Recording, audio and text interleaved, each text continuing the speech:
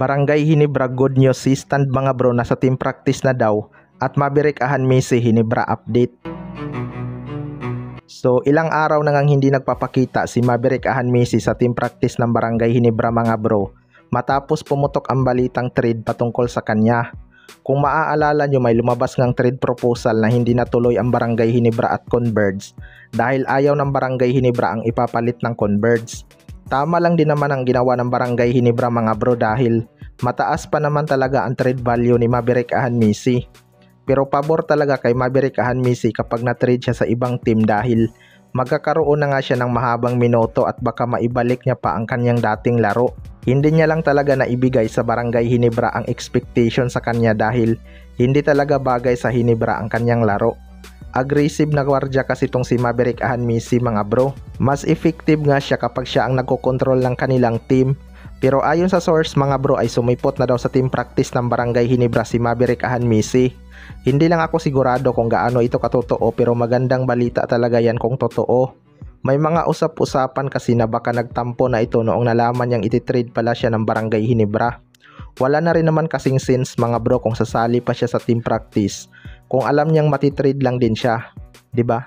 Sayang lang kasi talaga ang pagod kapag ganon kaya mabuti nang magpahinga muna. Sa kabilang banda naman mga bro, Barangay Hinebra good news, Christian Starnhardinger nasa team practice na daw.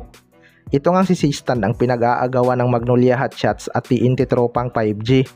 Hindi rin talaga nakakapagtaka mga bro kung bakit interesado ang Magnolia Hotshots sa kanya dahil si L.A. Tenorio na nga ang kanilang coach tapos nagkasama na rin sila sa Barangay Hinebra. Alam na nga ni L.A. Tenorio ang kayang gawin ng isang C-stand. Kaso itong TNT din ay gumagawa ng paraan para mapasa kanila si C-stand. Magiging super team na kasi ang TNT kapag nakuha nila ito at siguradong kaya na nilang dominahin ang liga gaya ng SMB. Pero ayon sa source mga bro ay nasa Hinebra team practice na daw itong si C-stand. Well, para sa akin mga bro, malaking bagay talaga kung sila ang makakuha dito dahil kulang talaga sila sa legit big man na kayang mag-operate sa loob. Lahat nga ng big man itong Barangay Hinebra ay puro sa labas ang laro. Wala nga silang pangtapat kay Jonmar Fajardo sa puntusan pagdating sa ilalim. May Troy Rosario naman sila na larong pang big man. Kaso lagi nga itong nafa-foul trouble kaya hindi rin makadipinsa ng maayos sa ilalim. Kung hindi lang nila trinade si Sistan, sana hindi magiging problema ng Barangay Hinebra ang painted area. Yung Isaac Go kasi na naging kapalit nito ay hindi naman napapakinabangan ng Barangay Hinebra. Isa pa, malambot din itong si Isaac Go kaya more on outside shooting ang laro nito. Si Troy lang talaga ang isa sa nakikipagpalitan ng mukha sa ilalim. Kaya abangan na lang natin ang PBA comeback ni Sistan.